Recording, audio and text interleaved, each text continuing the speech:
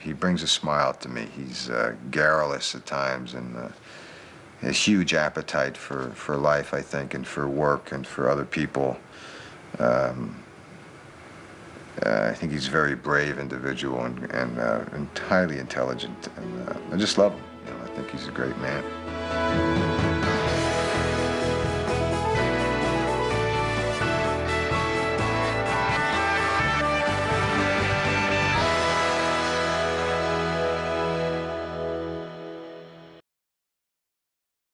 Lee Stoneman has been making motion pictures for over a tenth of a decade. His impressive body of work has been praised by French people as well as by one of his parents. His filmography includes such diverse titles as The Hint Part 2, The Hint Part 3, The Hint Part 4, The Hint Part 5, The Hint Part 6, and his untitled soon-to-be-released project, which is most likely a sequel to The Hint. He's a very strange, funny, gregarious guy. He's so smart, he's so well-read, he's so funny. I began at the age of 10 as a writer. I would concoct these scenarios for prank phone calls. When you're young and just starting out, the thing you want most is to be discovered. In my case, getting discovered in the act of making prank phone calls meant severe punishment. I was beaten with a metal spatula and I had my TV taken away. For a month, I finally said to myself, screw this.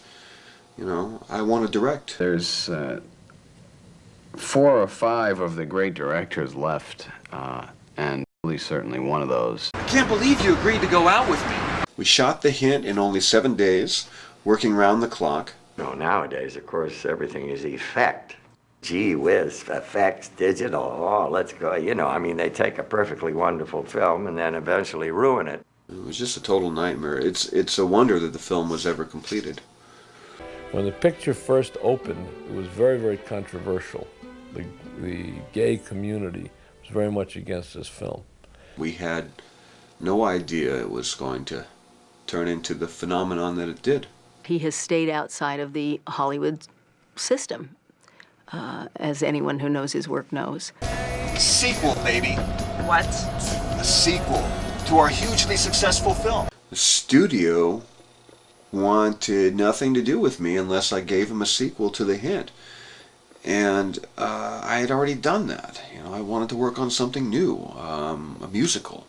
I think, you know, if you're a good director is passionate about trying to bring a story about honestly, and he is incredibly passionate. For The Hint Part 3, we went back to our indie roots. We shot that thing guerrilla style. I was thumping my chest and eating lots of bananas. 2 weeks after shooting the pepper spray scene, I regained much of my eyesight. Maybe this was a bad idea. Maybe I should leave.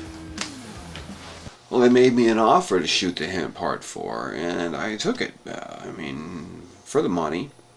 I mean, newsflash. Cocaine isn't free. People, hello. Naturally, everyone in Hollywood thought it was a losing idea. Would never sell. See how they underestimate the public? The baby bag was a nightmare. It rained the whole time. A lot of our sets were destroyed. One of our actors had a heart attack. You know, everything you could imagine going wrong went wrong on that film. Experimenting around and wearing the actors out with 20 takes, which really means he doesn't know what he wants and he's not prepared. Who said that? Holbrook? Well, I mean, what do you expect? He's like 80. You know, he doesn't have most of his marbles. In a way, it's kind of a compliment. You know, he's a bitter old man. After we finished shooting the baby bag, it sat on a shelf for over a year. And finally I took the matter in my own hands and I took out a full-page ad in Variety that read, "Universal Pictures, when are you going to release my film, The Baby Bag?" But as it turned out, they didn't even have the movie. It was on my shelf. No wonder everyone hates you. And your films suck. You may have a point. This was supposed to be a comedy. Hint 5 is an angry little film. It reflects the times. When we shot it, Vietnam was very much in the news. I was going through my 3rd divorce that month. It's difficult to watch today, but at the time, people responded to it. You know, they said, "Yeah, we're pissed off too." Those things are pointy. You need to be able to listen. I don't care about critics. You know, why should I care? You know, what critics say about my films. I feel sorry for the critics. You know, I mean, they're the ones that have to watch these movies. You know, I would never retire. When you retire, that's when you die. I would love to work with Paul and Bob again. You know, we just haven't found the right script. I'd really love to work with Gene and Richard again. And that's going to be more difficult because Richard's dead. That's going to take a really good script to make that happen. But yeah, I'll always be working on something. That's what it's all about.